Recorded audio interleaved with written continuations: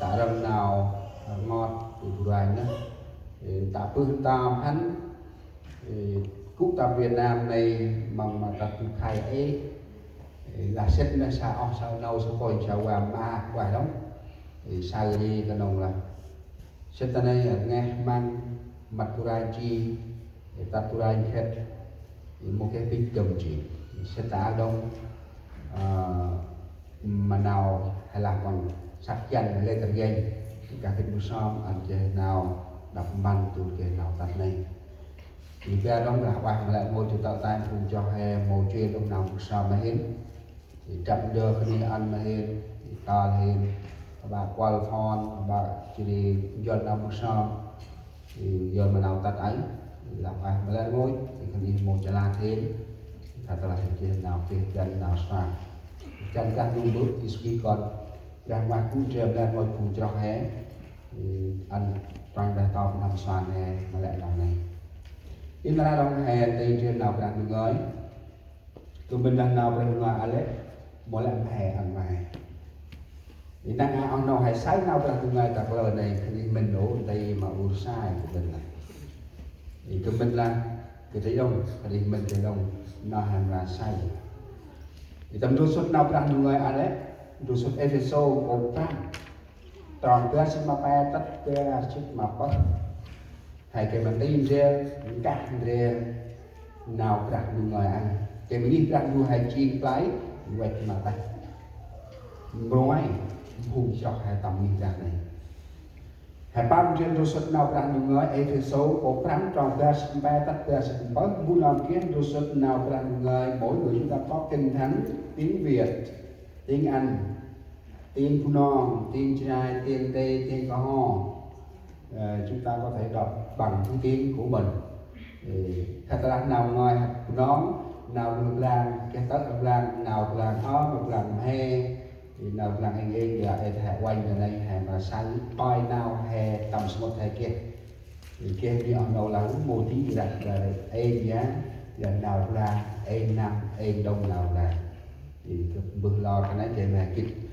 cấp chân ra cả trong đồ sụp nào đang được nói episode tao tái của Pram tròn ra xin ba tập ra xin mà phật là mà hay cả giờ là sai chỉ phúc mà u vắng tầm bé mà prakrit chỉ phúc mà nghi brandu vùng nghi brandu chỉ sắc chân vắng chỉ đi băng chỉ nơm tầm bạc mà nghi brandu ori nằm vùng nghi brandu tông dư tầm tức prakrit ori phùng phù u tông tầm cứng mà sai thành bắn tầm lẹn tiền tên tầm tương đồng cái xin bán tật cái xin bắn là cái đồng phùng chỉ sai rong hôm mà u thành máy nằm phù prakrit rong chí mà nghi brandu chỉ trao băng nơm mà giờ nghi ra cái anh nghĩ này chỉ có chỉ nào mà cha trong nào nói cái bư anh nghĩ này chỉ có cái mầm bao vùng nghĩ brandu ở bên mà nào chỉ cả mà một sốt một mai một kia đưa tầm bàn của này ổ để là có quay chỉ đi một kia tóc phu tới nuôi ố cả nạp bằng hè oanh tầm ba tiếng nào ngoài tầm từng ấy chỉ hè tức riêng dương nào đang người cực gần rác lò âm phùng chỉ sai rong ho mà u khẩn mày nằm bu prakrit rong chí mà nghĩ brandu chỉ trao bằng nấm mà do nghĩ ra về về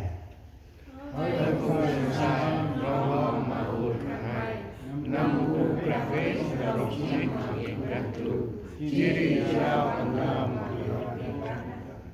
nào cái này đúng Husband, love your wives just as Christ loved the church and gave himself as a husband. thì nào giờ đúng Hãy yêu một mình như Đức Christ đã yêu thánh, có chính mình vì lòng thánh, cái sâu của thánh. tầm kho trên nào sòn làm là kịch nào này vì cơ bên man mà cơ trong man mà hành tròn nhớ gì thì mà ba ốc rinh một đề tàu thì mà bự năm nay hè mưa xóm chân vàng là có cái mà cái đi về mà bữa nào là cúp cái ở về đâm âm mà về để quăng là hè mà hè tì à bán chỉ hè quất ở nhà bà là hè anh làm cúp tôi chỉ gom là qua đó mua bạn của anh ta nè thì dân nào người và kia xài mi răng uri bằng cái ngày lý dơm thì phù mộ ở chỗ hành gì là thì hãy xôi tâm nào nấy mình nào nấy chắc nào nấy vùng từng càn hết càn của ai càn nhìn ra là cả lai cả bằng má bự cái đi sai tầm phùng thời sự phùng im lo này kia đi thì làng lo lắm rồi kia đông lắm rồi bà vì thì chừng là tay hai một cái ông đưa bằng cái phù mô chả là phù mây ô ta là tức là lẽ ngồi bằng vuốt thì đi lẽ ngồi bằng kích thì đi lẽ ngồi phùng ý tức với nàng ấy hạt mẹ thì đi không bỏ sót một người khi mà lời đó phát ra lo cái đông tách cái đông như hai cái mà này tâm nghi rằng đủ ấp ngân lai nào này rất là nhiều hội thánh hôm nay bỏ quên những người không nghe mà cố gắng ngồi đó mà cuối cùng lời đó không bao giờ thấm vào lòng. Mong rằng các hội thánh làm chung em mà ghi ra hè anh mấy nào nấy khi mà áp nam hè kết nào ra đủ người chỉ đi phùng cho hè nào ra đủ người chơi đông hai bưng cái này là chỉ nạp tam lòng mắc hai mình chia ra nào nhưng mà người đó còn phải nhắm mục đích và chú trọng công việc đó mình mới thấy con người chúng ta cần phải sắp xếp. Chúc chúng ta sẽ thấy trong bài giảng ngày hôm nay nói hàm ra thấy chỉ nào hành ti nào lâu em mà ngoài ra nào bên ngoài anh mà hèn ra trong tao episode cổ rắm trong ga sinh răm y hèn sai y rút ra chúng ta thấy hình bóng ở đây lời Kinh Thánh nói hình bóng vợ chồng rút ra lẽ ngoài ra sắp u sai khi mà kích nhịp ra đu phun cho đạt ngoài ra phun cho đạt ngoài ra phun cho mắc bằng chỉ là u mà ngoài ra cái chuyện hay là bằng tâm nào dân thì là chú rể cô dâu là mỗi người chúng ta. Cho nên lời Chúa lấy hình ảnh trong sách Ê-phê-sô đoạn 5 câu 25 này lấy hình ảnh vợ chồng để biết được cái tình cảm và tình yêu. Ở đây Chúa dành chúng ta là yêu hội thánh và yêu mỗi người chúng ta không phải là tình cảm giống như vợ chồng xác thịt chúng ta. Jadi kalau anda sok ina berang maa ke masalu ni berang du phun cho dah kalau anda chim bằng sok ru sai phun cho hai chim kalau anda istri chim sai tuna kalendek kalau anda merapat dân để làm một ngày chàng rể sẽ về rước cô dâu về với chàng một ngày chàng ấy cho là nó có uống là word nôm có sai sức về mà còn nào vậy đó là nôm ý có lấy đặt uống lấy một cái nào này một chỉ uống mà sai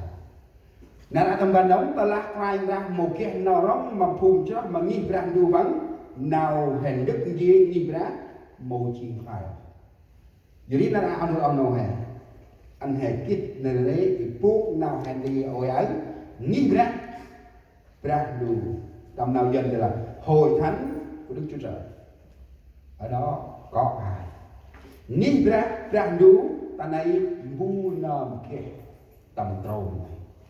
nghi ra đủ ta này kia lẽ ngôi phù hè mồ kia là sách tu hay Paul phun núi Paul phun non và lẽ ngồi lá nè tô lẽ nè tô bu nam cho mặc rai ra vùng này chiến vùng cho mà bằng jadi nào lý nào can vùng cho hết chỉ nào can quan nè tức là trách nhiệm chúng ta là tín đồ với hội thánh và trách nhiệm với Chúa Trời với thành viên trong hội thánh. Mỗi cái nào là hay là nghi ra phun cho chỉ hay là bằng có anh ra kia nào harus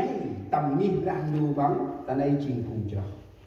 phun cho tầm pro nghi ra nhiều này kia nào nhảy đã nghi ra nhiều thì mà chỉ nghi ra này chỉ lại quay mặtเราคือคุณตำนักษาอูการเองชายการเองเกี่ยปรักจงเองเกี่ยปรักชาเองเกี่ยปรักเองละให้อึดตั้งละอึดminhอูชายnày mô tề chiền ố mà giờ làm mong được ấp nara nhiều gia đình hôm nay thất bại bởi vì vợ chồng không có sự hiệp nhất. Nhiều vợ chồng hôm nay ly dị bởi vì vợ chồng không có một cái suy nghĩ chung. Nhiều vợ chồng hôm nay dễ mất đi tình cảm bởi vì trong đời sống vợ chồng không còn có sự yêu thương. Hội thánh ngày nay cũng vậy.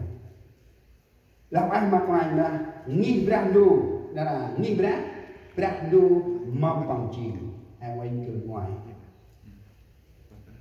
Nghi brandu là hai sai nghi brandu pu ching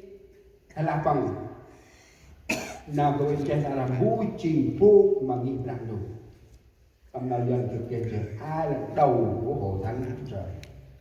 pu ching pu mà nghi brandu. Trong cái hạt mà mẹ em sâu cô năm là sự tài lạc vậy là sai chính buộc mà u vắng tầm ván mà cái chính buộc là chìm chừng và là chìm buộc mà nghỉ ra tầm mà nắc xa cái đấy sai chìm buộc mà u chỉ để tầm nghỉ ra và là chìm buộc mà nghỉ ra nên chỉ là và là cái đấy là linh tăng chỉ ini là tầm primi ha nào đi sinh con mà xa hay là bằng tầm bé bịch đề tầm bé lạc can tầm bé hay là bằng nào ngoài bên đấy tầm bé không có cái gì là chồng hơn vợ hoặc là vợ hơn chồng, nhưng có một điều chúng ta cần phải lưu ý, nếu người làm đầu cần phải biết nghĩ đến người đằng sau mình mới là người làm đầu. Muốn nam trình phúc ta mà nạc xa đấy ôn một là sai anh nam ý phúc đấy kích quanh phung ý ta mà nạc xa đấy kích chắc tầm nào là càng nạc xa đấy chỉ kích minh mà phung ta mà nạc xa đấy thì mới trình ta phúc làm ta trên ý phúc ta này khúc gơ mà là bằng nghĩ cái gì nga cả nga kích ta chào ma một gần lạc can chích mà càng ngâm sức tới chơi tới cùng riêng lâu